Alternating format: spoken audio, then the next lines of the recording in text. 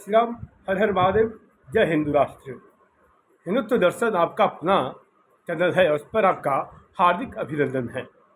और मित्रों, इससे पहले मैंने पंडित जवाहरलाल नेहरू को लेकर के, उनके सारे क्रियाकलापों को लेकर के, उसके कारनामों को लेकर के मैंने इससे पहले भाग 1 प्रस्तुत किया था और अब भाग 2 की बारी है।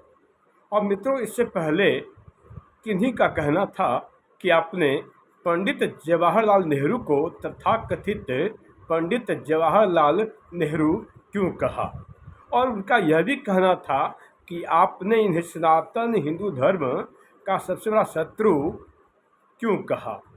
और एक बात और कि आपने इस पंडित जवाहरलाल नेहरू को अखंड भारत का सबसे बड़ा शत्रु क्यों कहा। आपके पास इसके प्रमाण हैं तो अवश्य लाएं, अन्यथा आप अपने बात को वापस लें। इस चुनौती को मैंने स्वीकार करते हुए पूरे साक्ष्यों के साथ मैं प्रस्तुत हुआ था और आज आप सभी की सहूलियत के लिए एक बार फिर से उन सभी साक्ष्यों को आपके सबके समक्ष प्रस्तुत कर रहा हूँ, जिससे कि आप सभी इस बात से भली भांति अवगत हो जाए और इसमें कहीं कोई संदेह न रहे। सर्वप्रथम पहले पुस्तक का मैंने जिक्र किया था, the guilty man of India's partition, और यह पुस्तक राम मनोहर लोहिया द्वारा लिखित है। और दूसरा पुस्तक है द डिस्कवरी ऑफ इंडिया का पेज नंबर 235, और the discovery of India Pandit Jawaharlal Nehru द्वारा लिखित है और उसमें कुछ पॉइंट्स को लेकर के मैंने आप सबको बताया था। और तीसरा था रेमिटेंस ऑफ नेहरू एरा, जो कि M.O. मथाई द्वारा लिखित है। और चौथा R.K. गोयल द्वारा लिखित पुस्तक में उन्होंने बताया कि पंडित जवाहरलाल नेहरू सबसे बड़े नशेड़ी थे। और पांचवा, मध्य प्रदेश के राजभवन में सन 1957 ईस्वी से लेकर 1965 ईस्वी तक मध्य प्रदेश के तत्कालीन राज्यपाल हरि विनायक पाटस्कर द्वारा लिखित पुस्तक। और छठा पुस्तक था मेरा जीवन वृत्तांत, और इस पुस्तक के लेखक मोरारजी देसाई, दिवंगत भारत के भूतपूर्व प्रधानमंत्री। और सातवां, हैंडकफ विथ नेहरू बाई के संथानम, तो के संथानम का लिखित पुस्तक हैंडकफ विथ नेहरू। और आठवां पुस्तक जो था पुस्तक, इसके लेखक चंद्रशेखर आज़ाद के भतीजे सुजीत आज़ाद ने कुछ साक्ष्यों के साथ ये बताने का प्रयास किया कि चंद्रशेखर आज़ाद की हत्या करवाने में भी इनका ही हाथ था। इसी कारणवश मैंने इन्हें तथाकथित कहा और इनके पूरे क्रियाकलाप और इनके कारनामे इस ओर इशारा करते हैं। और अब भाग 2 में कि देश इतना गरीब था और भारत में प्रति व्यक्ति आय 12 रुपया से कम या 12 रुपया था। तो उसमें प्रति व्यक्ति आय 12 रुपये या 12 रुपये से भी कम था। उस परिस्थिति में भी हमारे पंडित जवाहरलाल नेहरू, जो भारतवर्ष के प्रथम प्रधानमंत्री थे और साथ ही साथ पहले विदेश मंत्री भी थे, के कपड़े धुलने के लिए फ्रांस और लंदन जाया करते थे। नेहरू के संबंध पद्मजा नायडू से भी थे और पद्मजा नायडू सरोजिनी नायडू की पुत्री थी। इनके संस्कारों क्रियाकलापों के बारे में एक पुस्तक और भी है और इस पुस्तक के लेखक हैं मोरारजी देसाई, और इस पुस्तक का नाम है मेरा जीवन वृत्तांत। वीर सावरकर के द्वारा अंग्रेजों से क्षमा मांगने को लेकर धूर्त, मक्कार, चाटुकार, इतिहासकार, वामपंथी इनका चरित्र हनन करते हैं, अर्थात वीर सावरकर का चरित्र हनन करने का कुकृत्य करते हैं। तो मैं यहाँ यह बता दूं कि तथाकथित पंडित जवाहरलाल नेहरू के गिरफ्तारी पर जब पंडित जवाहरलाल नेहरू को अंग्रेजों ने गिरफ्तार कर लिया था तो इनके पिता मुबारक अली अर्थात मोतीलाल नेहरू ने भी अंग्रेजों को क्षमा पत्र लिखा था, उनसे माफ़ी मांगी थी। तो इस आधार पर कांग्रेसी वामपंथी इतिहासकार पत्रकार दरबारी इतिहासकार इस बात पर क्यों मौन है? इस आधार पर तो पंडित जवाहरलाल नेहरू भी माफी वीर हैं, तो इस आधार पर इनका भी महिमा मंडन कैसे किया जा सकता है? यदि आप वीर सावरकर का चरित्र हनन करते हैं, इस आधार पर तो पंडित जवाहरलाल नेहरू का महिमा मंडन कैसे किया जा सकता है? और तथाकथित पंडित जवाहरलाल नेहरू के पापों की श्रृंखला बहुत ही लंबी है। इस तथाकथित पंडित नेहरू ने सुभाष चंद्र बोस के परिवार की जासूसी भी कराई थी, जिसे चाटुकार इतिहासकार यह प्रचार प्रसार करते हैं कि नेहरू एक पंडित था और कश्मीरी ब्राह्मण था, के कोई भी साक्ष्य प्राप्त नहीं होते हैं कि कश्मीर में कोई कश्मीरी ब्राह्मण के कोई प्रमाण मौजूद नहीं है, प्राप्त नहीं हुए हैं, क्योंकि शोध से पता चला है। इस तथाकथित पंडित जवाहरलाल नेहरू धूर्त मक्कार का हाथ नेताजी सुभाष चंद्र बोस की हत्या करवाने में भी था, क्योंकि तथाकथित पंडित जवाहरलाल नेहरू ने सुभाष चंद्र बोस से संबंधित गुप्त जानकारी सुभाष चंद्र बोस के शत्रुओं को दी थी। इस संबंध में नेहरू के द्वारा लिखित पुस्तक, क्षमा कीजिएगा, इस संबंध में नेहरू के द्वारा लिखित पत्र जो ब्रिटेन के प्रधानमंत्री क्लीमेंट एटली को लिखा गया था, पत्र दिल्ली के नेशनल आर्काइव में मौजूद है। तो सुभाष चंद्र बोस के हत्या में भी इनका हाथ था। आज जो कश्मीर पाकिस्तान के हिस्से में चला गया है और जो कश्मीर विवादास्पद क्षेत्र बन गया है, उसकी जड़ में भी हमारे यही तथाकथित पंडित जवाहरलाल नेहरू हैं, क्योंकि भारत के प्रथम गृह मंत्री सरदार वल्लभ भाई पटेल इनके मना करने के बावजूद भी यह कश्मीर के मुद्दे को यूएनओ यानी कि यूनाइटेड नेशन ऑर्गेनाइजेशन में ले गए और तब से कश्मीर विवादास्पद मुद्दा बन गया। आपको जानकर और भी आश्चर्य होगा कि तथाकथित पंडित जवाहरलाल नेहरू ऐसे व्यक्ति थे जिन्होंने कहा था कि देश के लिए सेना और सैन्य उपकरण की कोई ज़रूरत नहीं है, हम पुलिस से ही काम चला लेंगे। अर्थात पुलिस आंतरिक और बाह्य सुरक्षा दोनों को देख लेगी, दोनों पर उनका नियंत्रण होगा। इस विषय पर, इस बात पर लॉर्ड माउंटबेटन ने कहा, are you serious Mister Nehru? आपको होश भी है, आप क्या कर रहे हैं?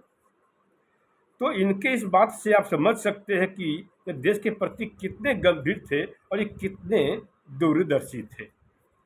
सन 47 ईस्वी में जब भारत और पाकिस्तान का युद्ध हुआ, तो तब जब भारत की सेना लाहौर तक पहुंच गई थी, तब सीज फायर क्यों की गई? विश्व के इतिहास में यह तथाकथित पंडित जवाहरलाल नेहरू ऐसा पहला असंवेदनशील और अपरिपक्व नेता था जिसने जीतते हुए परिस्थिति में भी सीज फायर किया हो। वास्तव में यह किसका भला कर रहे थे और इनके मन में क्या था, हम सभी इस बात से भली भांति समझ सकते हैं। और इस बात से भली भांति समझ सकते हैं, यदि यह परिपक्व व संवेदनशील थे, तब तो इनकी नीयत पर प्रश्न खड़ा होता है कि जीतते हुए परिस्थिति में जब भारत लाहौर तक भारतीय सेना पहुंच गई थी, तब उन्होंने सीज फायर क्यों किया।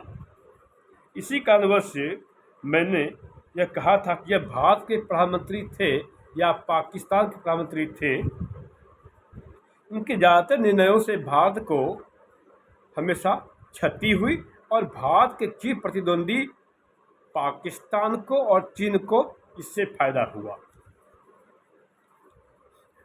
सिंधु नदी के बारे में आपने सुना होगा। सिंधु नदी का 80% जल पाकिस्तान को और भारत को मात्र 20% पानी ही क्यों। और इसकी जड़ में भी हमारे तथाकथित पंडित जवाहरलाल नेहरू ही है। यदि यह पानी भारत पाकिस्तान को न देता तो भारत बिजली उत्पादन करने के मामले में आत्मनिर्भर होता। सन 1960 ईस्वी में जब सिंधु जल समझौता हुआ था, तब के समय रावी, व्यास और सतलज, इन तीनों नदियों के जल पर भारत का पूर्ण रूपेण अधिकार था। लेकिन तत्कालीन कांग्रेस की सरकार ने इस पर ध्यान नहीं दिया और इस समय भारत के प्रधानमंत्री के पद पर तथाकथित पंडित जवाहरलाल नेहरू ही थे, जिसके कारण 80% सिंधु नदी का जल यानी 12,000 क्यूसेक पानी पाकिस्तान को जाता था और मात्र 20% यानी 3,000 क्यूसेक पानी ही कश्मीर के किसानों को खेती के लिए प्राप्त होता था, जो कि खेती के लिए जम्मू कश्मीर के कृषकों को पर्याप्त नहीं थी, जिसके कारण से हमारे जम्मू कश्मीर के किसानों को बहुत ही असुविधा हुआ करती थी। तथा कथित पंडित जवाहरलाल नेहरू हिंदू कोड बिल लाना चाहते थे, लेकिन तत्कालीन उप प्रधानमंत्री व गृह मंत्री सरदार वल्लभ भाई पटेल इनके रास्ते में चट्टान की तरह अड़ गए। तब जवाहरलाल नेहरू ने हिंदू कोड बिल को तत्काल ठंडे बस्ते में रख दिया। लेकिन अचानक सरदार पटेल का देहावसान होने के बाद इस हिंदू कोड बिल को तथाकथित पंडित जवाहरलाल नेहरू लेकर के आए। इस हिंदू कोड बिल के माध्यम से हिंदुओं को अंदर ही अंदर कमजोर करने की रणनीति थी। तो इस हिंदू कोड बिल से हिंदुओं को अंदर ही अंदर खोखला करने का कार्य करने के लिए इसे लाया गया। तथाकथित पंडित जवाहरलाल नेहरू के क्रियाकलापों को लेकर मोरारजी देसाई ने अपने लिखित पुस्तक मेरा जीवन वृत्तांत की पृष्ठ संख्या 456 पर लिखा कि पता नहीं, मुझे ऐसा प्रतीत होता है कि पंडित जवाहरलाल नेहरू को हिंदुओं से नफरत थी, हिंदू धर्म वालों से घृणा थी। ठीक इसी प्रकार जेबी कृपलानी ने भी नेहरू से कहा था कि यदि आपको हिंदू धर्म से सहानुभूति होती, प्रेम होती, तो आप हिंदू कोड बिल नहीं लेकर आए होते।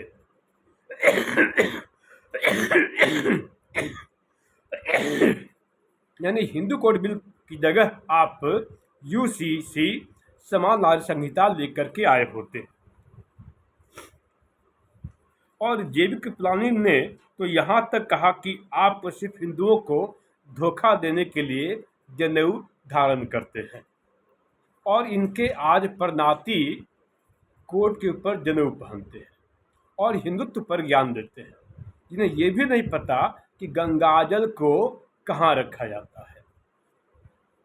ये हमारे भारतवर्ष के प्रथम कानून मंत्री, विधि मंत्री डॉक्टर भीमराव अम्बेडकर थे, जो सन 1948 ईस्वी में समान नागरिक संहिता यानी यूसीसी को लेकर के आने की बात करते थे। मित्रों, आज जो समान नागरिक संहिता की का मुद्दा है, इसके को लाने का सही वास्तव में हमारे भीमराव अम्बेडकर ही थे, जिसके सपनों को वर्तमान के प्रधानमंत्री से यह आशा है कि ये से पूरे देश भर में क्रियान्वित करेंगे।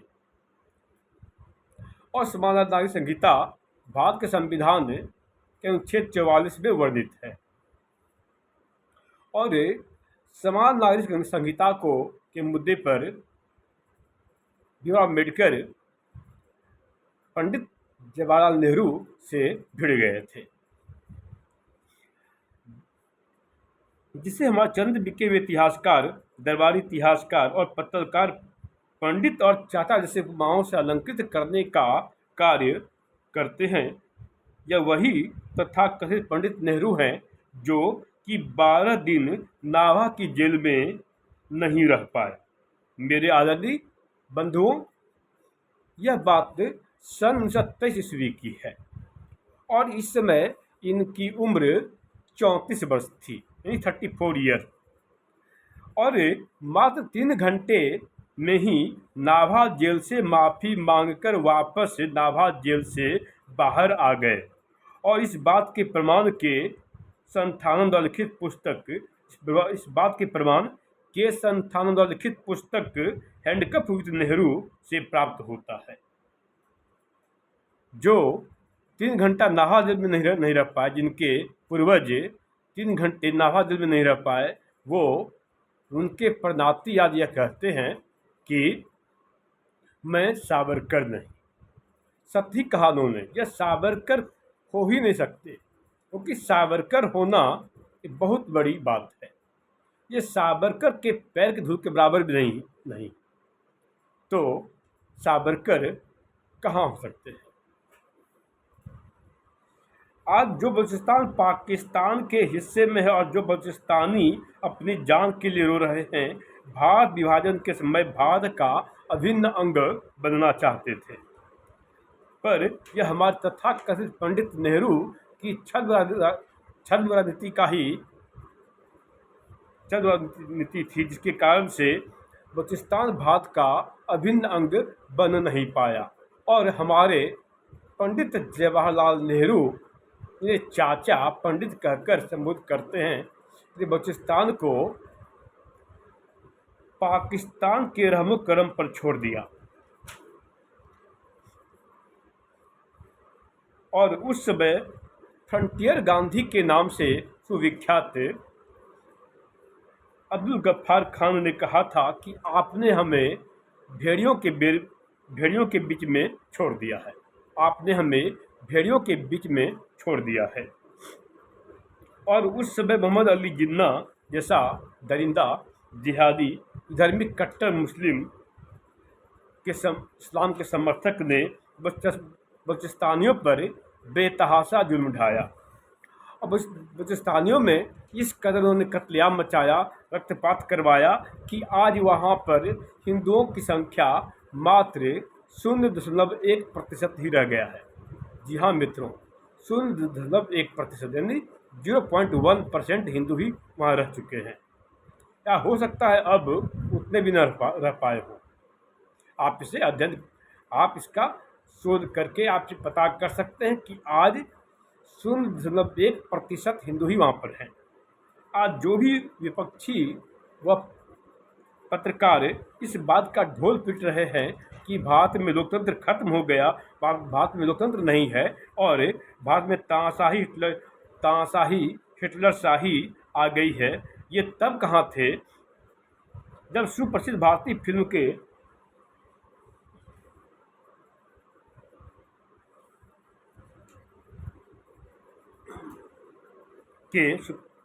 मजरू सुल्तानपुरी को कांग्रेस की तथाकथित पंडित जवाहरलाल नेहरू की सरकार ने इन्हें 2 वर्षों तक कारागार में डाल दिया था, जेल के अंदर ठूस दिया था। और वो भी इसलिए कि मजरू सुल्तानपुरी ने तथाकथित पंडित जवाहरलाल नेहरू के बारे में बस इतना सा लिखा था कि जवाहरलाल नेहरू की कार्यशैली हिटलर से मिलती जुलती है। तथाकथित पंडित जवाहरलाल नेहरू के विषय में राष्ट्र कवि दिनकर ने कहा था कि जवाहरलाल नेहरू भारतीय फौजियों को हमेशा अपने ही कार्यों में लगाए रखते थे। यह तथाकथित पंडित जवाहरलाल नेहरू ही थे जिन्होंने कहा था कि गांधी नेहरू, क्षमा कीजिएगा, यदि तथाकथित पंडित जवाहरलाल नेहरू और गांधी परिवार का इतिहास से आप जानना चाहते हैं, पूरी सच्चाई जानना चाहते हैं, तो सन 1716 ईस्वी से लेकर 2019 ईस्वी तक के पूरे चिट्ठे को पता कर सकते हैं। आनंद भवन का निर्माण सन 1926 ईस्वी में मोतीलाल नेहरू ने करवाया था। जी हाँ, आनंद भवन का निर्माण 1926 ईस्वी में मोतीलाल नेहरू उर्फ मुबारक अली ने करवाया था। असलियत में इस महाभारती आर्यावर्त को बर्बाद करने की सुनियोजित रणनीति इसी आनंद भवन में तैयार होती थी और आज भी इस भारतवर्ष से इस गुरुभारत को और स्थिर करने की रणनीति तैयार की जा रही है। आप सभी को यह जानकर और भी आश्चर्य होगा कि महान स्वतंत्रता सेनानी चंद्रशेखर आज़ाद का देहावसान इस आनंद भवन से 300 से 400 मीटर की दूरी पर हुआ था। चंद्रशेखर आज़ाद से संबंधित गुप्त जानकारी अंग्रेजों को किसी और ने नहीं, हमारे इसी तथाकथित पंडित जवाहरलाल नेहरू ने मुहैया कराई थी। चंद्रशेखर आज़ाद से संबंधित जानकारियां अंग्रेजों को उन्होंने ही दिया था। और आनंद भवन का वास्तविक नाम इशरत मंजिल था। इशरत मंजिल अपने देहावसान से पूर्व चंद्रशेखर आज़ाद उर्फ चंद्रशेखर तिवारी तथाकथित पंडित नेहरू से मिले थे। जिस पार्क में चंद्रशेखर आज़ाद का निधन हुआ था, उस अल्फ्रेड पार्क की दूरी आनंद भवन से मात्र 300 से 400 मीटर की दूरी पर है।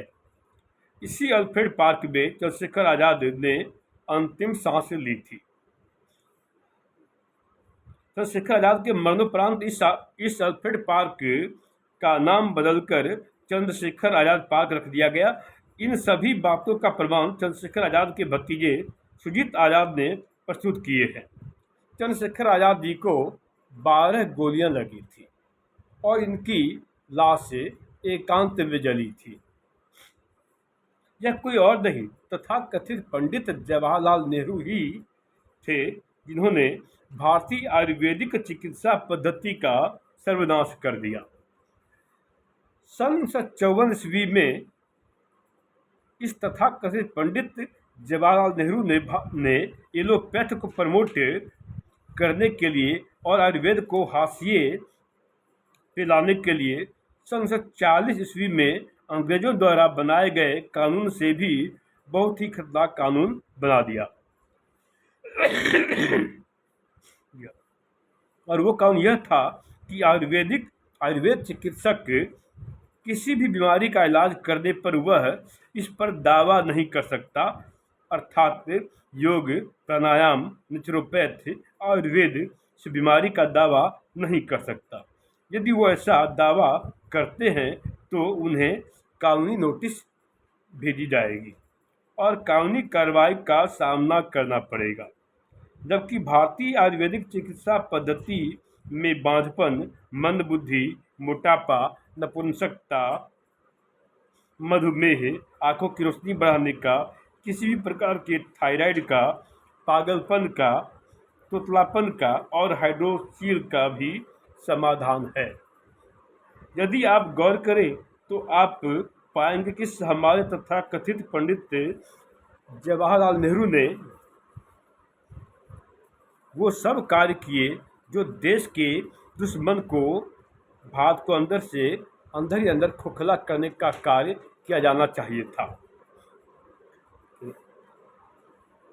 आप इसी बात से सोच सकते हैं कि ये कैसे देशभक्त थे।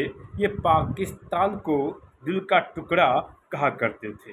तथाकथित पंडित जवाहरलाल नेहरू का महिमा मंडन करने वालों से मेरे ज्वलंत प्रश्न तो यह है